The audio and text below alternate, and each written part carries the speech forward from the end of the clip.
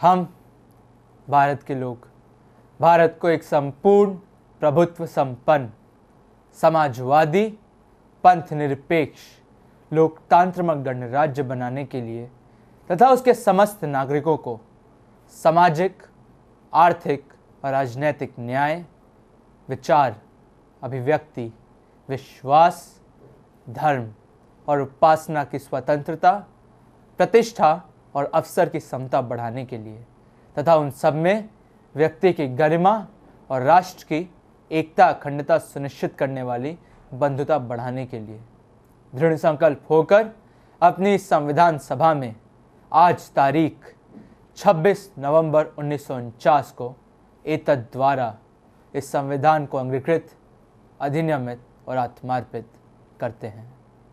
आदरणीय प्राचार्य महोदय, अध्यापकगण, अतिथि एवं मेरे प्रिय मित्रों, अभी मैंने आप सबके समक्ष हमारे देश के संविधान की प्रियम्बल यानी उद्देशिका पढ़ी।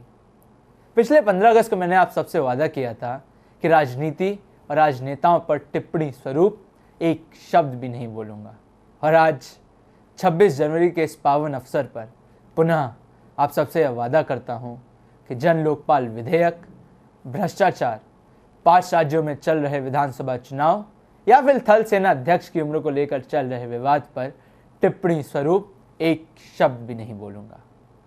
मैं आप सबको बताना चाहता हूँ कि भारत का संविधान 26 जनवरी 1950 को लागू किया गया और इसी दिन से स्वतंत्र भारत का आधिकारिक नामकरण भारत गणराज्य या रिपब्लिक ऑफ इंडिया हो गया। शायद बहुत कम लोग ये बात जानते हैं कि भारत का संविधान 26 जनवरी को क्यों लागू किया गया, जबकि संविधान तो लगभग 2 महीने पहले 26 नवंबर 1949 को बनकर तैयार हो गया था। दरअसल 26 जनवरी का भारतीय स्वतंत्रता आंदोलन के इतिहास में एक विशेष स्थान है। सन 1929 में भारतीय राष्ट्रीय कांग्रेस के लाहौर अधिवेशन में कुछ मुख्य निर्णय लिए गए। इसमें देश भर से आए गए कांग्रेस के प्रतिनिधियों ने यह तय किया कि पूरे देश में महात्मा गांधी के नेतृत्व में सविनय अवज्ञा आंदोलन किया जाएगा। रावी नदी के तट पर यह प्रतिज्ञा ली गई कि कांग्रेस अब पूर्ण स्वराज के लिए संघर्ष करेगी और प्रत्येक 26 जनवरी को स्वराज दिवस मनाया जाएगा। सन 1929 के इस लाहौर अधिवेशन की एक विशेषता यह भी थी कि एक पिता ने अपने पुत्र को कांग्रेस की अध्यक्षता सौंपी थी। जी हाँ, पंडित मोतीलाल नेहरू से पंडित जवाहरलाल नेहरू को कांग्रेस के अध्यक्ष के पद पर मनोनीत किया गया था। 26 जनवरी सन 1930 से 26 जनवरी सन 1947 तक अखंड भारत में 18 स्वराज दिवस मनाए जाते रहे। इस दिन अंग्रेजी हुकूमत के खिलाफ धरना प्रदर्शन, आंदोलन एवं गिरफ्तारियां दी जाती रहीं। आज़ादी के दीवाने साम्राज्यवादी ताकतों को चुनौती देते हुए अपने अपने इलाकों में तिरंगा फहराया करते थे। जेल भरो आंदोलन के जरिए अहिंसापूर्ण ढंग से सत्याग्रह आंदोलन किए जाते रहे। 26 जनवरी का दिन पूरे देश में 18 वर्षों तक महत्वपूर्ण बना रहा। हालांकि ये बात और है कि हमें अंग्रेजी हुकूमत से आज़ादी 14-15 अगस्त की मध्य रात्रि को मिली। आज़ादी तो मिल गई, लेकिन अब सबसे बड़ी चुनौती इस देश को चलाने की थी। हमारे देश की शासन व्यवस्था कैसी होगी, उसके लिए एक संविधान की आवश्यकता थी। भारत का संविधान बनाने के लिए कई देशों के संविधान का अध्ययन किया गया, जिसमें ब्रिटेन, फ्रांस, कनाडा, अमेरिका और स्विट्जरलैंड प्रमुख हैं। हमारा संविधान दुनिया का सबसे बड़ा संविधान है, जिसे बनाने में कुल 2 साल 11 महीने और 18 दिन का समय लगा। संविधान सभा के अध्यक्ष डॉक्टर राजेंद्र प्रसाद और इसकी ड्राफ्टिंग कमेटी के चेयरमैन डॉक्टर भीमराव अंबेडकर थे। संविधान सभा में कुल 308 सदस्य थे, जिन्होंने कुल 166 दिन खुले सत्र में संविधान हेतु विचार विमर्श किए। इसमें कुल 24 भागों में विभक्त 448 अनुच्छेद हैं और 12 अनुसूचियां हैं। जनवरी 2012 तक इसमें 115 संशोधन किए जा चुके हैं।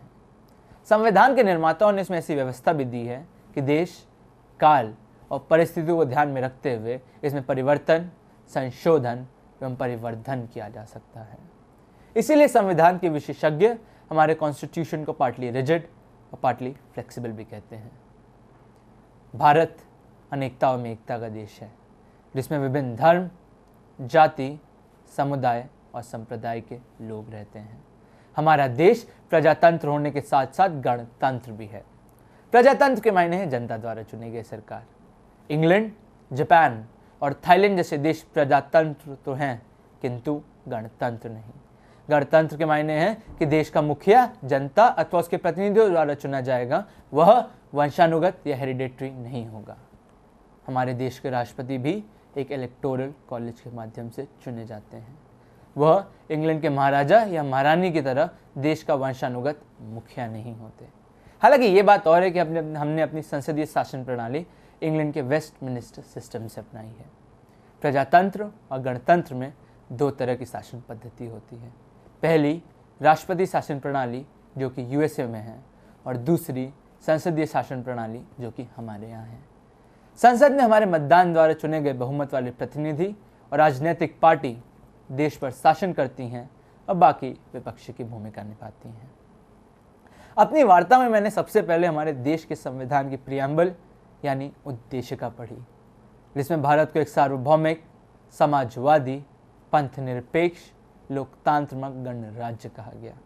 सार्वभौमिक यानी सोवरेन, जिसके मायने हैं कि हम अपनी नीतियां खुद तय करेंगे और कोई बाहरी देश या ताकत हमारे मामलों में दखलंदाजी नहीं देगा। हम समाजवादी यानी सोशलिस्ट हैं और हम हमारे नागरिकों से किसी भी प्रकार का सामाजिक, आर्थिक या राजनीतिक भेदभाव नहीं करेंगे। प्रजातांत्रिक यानी डेमोक्रेटिक का मतलब तो आप जानते ही हैं, जनता द्वारा चुनी गई सरकार जनता के लिए जनता पर शासन करने हेतु। और गणतंत्र यानी रिपब्लिक, कि देश का मुखिया यानी राष्ट्रपति वंशानुगत या हेरिडेटरी नहीं होगा, बल्कि उसका भी संविधान सम्मत तरीके से चुनाव किया जाएगा।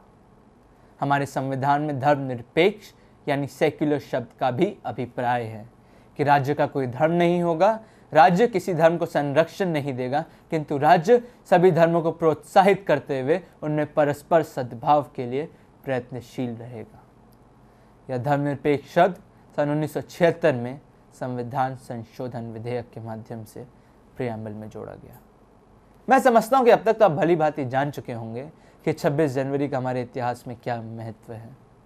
आज़ादी से पहले ये स्वराज दिवस था और आज़ादी के 3 साल बाद ये गणतंत्र दिवस हो गया। तो अंत में मैं आप सबको 63वें गणतंत्र दिवस की 62वीं वर्षगांठ की हार्दिक बधाई और शुभकामनाएं देता हूँ। धन्यवाद। जय हिंद, जय भारत।